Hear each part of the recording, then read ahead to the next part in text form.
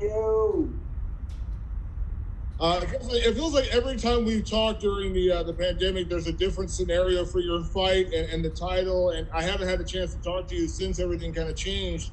What is going into this fight with Corey? A lot of people, myself included, thought maybe this would be the title fight. Didn't go that way. Now we know it's going to be Aldo and Jan. Can you kind of give me your thoughts on the lay of the land now that we know how it's kind of played out? I think this is really the title fight, just 3 rounds. Corey's got a better resume, let's be honest, than Peter Yan does. He beat Rafael Sunsao, who's been a mainstay in the top five of, I think, the last 4 or 5 years. I think that says a lot, to go out there and to dispatch him the way he did. The only people to do that has been Sandhagen and Marlon Moraes. He beat John Lineker. Another tough dude, tough fight, close fight, split decision. Peter Yan, his latest victory that catapulted him into the top five was over Uriah Faber.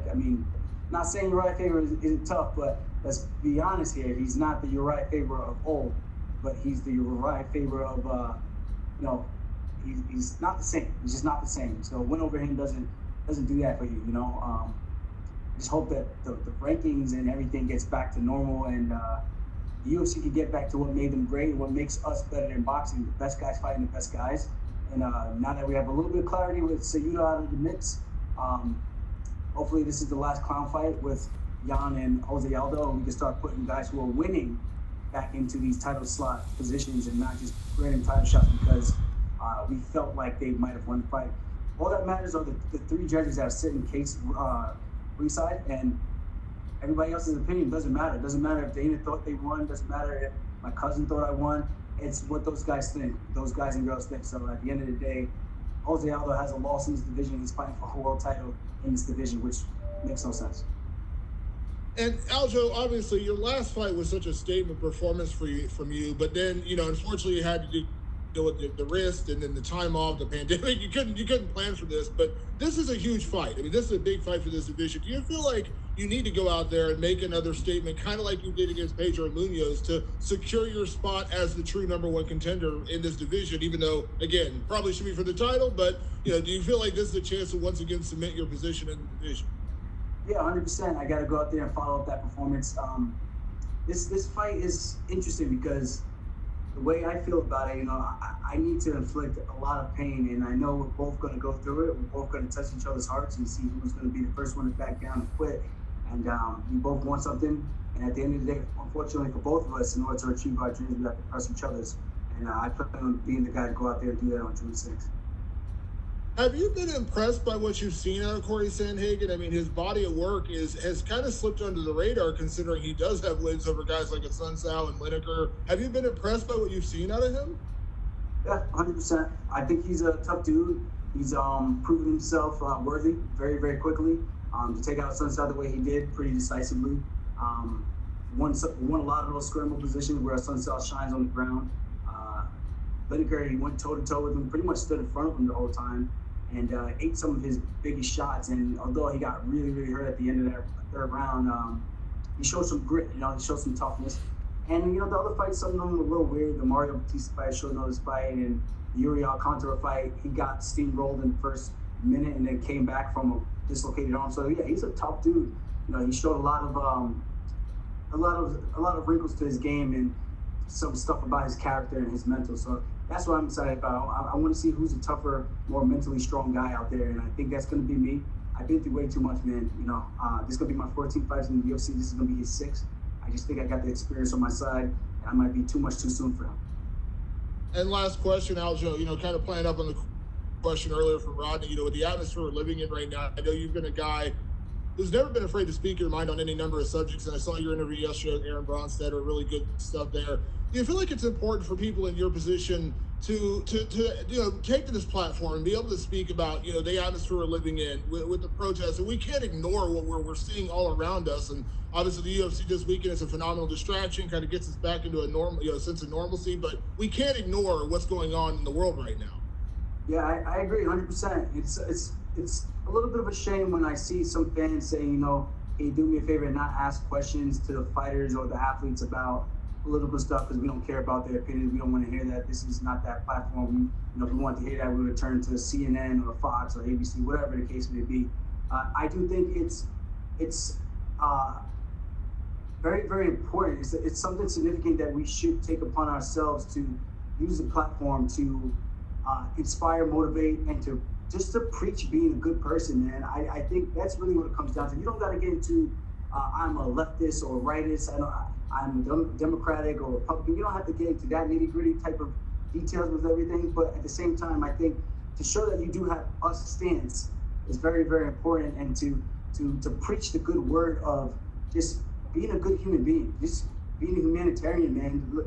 I look out for you the same way you look out for your brother, your mother, the same thing. You know, that's kind of the way I was raised, kind of how I view and look at life. And it's unfortunate that a lot of people are sitting quiet about it. And again, you don't have to be that guy. I understand, like, you look back at like a Michael Jordan, his history, he got a lot of heat because he was one of those people who never used his platform to speak up for the minority community. People kind of threw a lot of dirt on his name for that. But in my opinion, that's solely up to you. He had a huge platform. Would it have been beneficial if he had done that? Yes, 100%. You know, just because of his reach and his influence, I think that could have made very, very pivotal waves. Maybe things don't change. Maybe things do change. We would never know because we never had the opportunity where he actually did that. But where I sit, man, you know, I grew up in a neighborhood like that. I've had negative experiences with cops. I've had positive experiences with cops. I got friends that are cops today. I'm an FDNY hopeful.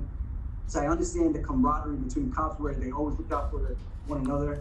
I do think there's just a lot of things that need to be said. It's like an onion. There's so many layers that need to be peeled back in order to rightfully get to the core of this. And it stems back from 400 or 500 years ago with slavery, just from time and time again, man. It's been passed down. And this is a great country. I love this country. Unfortunately, I was born and raised here with my Jamaican roots intact, and it has a lot to offer. There are some things that can always be better. You go to other countries and there's a lot of things that we would not be fortunate and blessed with to have. But in this position where we are today, things could definitely use a lot of room for improvement. And I think we have to just peel back the layers and have a conversation. And they're tough conversations that not a lot of people are going to be empathetic and understand one another's. And that's the situation that we're having. There's a lot of friction because we are unable to pull ourselves back, look at the bigger picture, and see each other's point of view from a different perspective, different lens, wearing their shoes for a day and see what it's like to be a black man. You would never know what that's like unless you are in this body, you know? So I think it's a little unfair when people always try to downplay what certain people are preaching. And not every protester is right. Not every cop is bad. The same thing, you know, not every cop is bad, but some people are going out there and there's a lot of things that are going on behind the scenes that need to be addressed, like the whole thing with like the bricks being staged or, you know, quote unquote staged. I don't know. I have no idea, but things just miraculously just popping up. And it's kind of like lighting the fuse or leaving the bait and hoping that someone takes the trap and really starts to go off and cause chaos in this country. And it's dividing us, you know? So I hope we can figure out the reforms, educate, and really retrain our police officers, getting people to understand that just because I grew up a different way and my lifestyle is different doesn't mean that you need to be afraid of me. I think at the end of the day, man, we all put our shoes on the same way, tie our laces, put our pants on, brush our teeth, and you know, it's we all believe the same. We all got that same beating muscle in our left chest, and I just think we're all the same, man. I think people need to realize that all these stuff, that how we tear each other down. And again, there's a lot to be said about the black community as well. Minority community, I think systematically we are oppressed, but at the same time, I think we need to take a little bit more of responsibility for our actions. Meaning, so if we get pulled over by a cop, not going crazy and creating a scene when, you know, we feel like we're wrongfully pulled over. This is something I deal with all the time. I still get pulled over. And if a cop doesn't know who I am, when they do find out who I am, my interaction is 100% a lot more politer and a lot nicer compared to when they just think I'm just some random black dude that they're pulling over, you know? So I do still conduct my way. Yes, sir. No, sir. Hands on the steering wheel. Hey, may I go into my glove compartment to grab you my registration? May I go into my back pocket, sir? Ma'am, to pull out my wallet.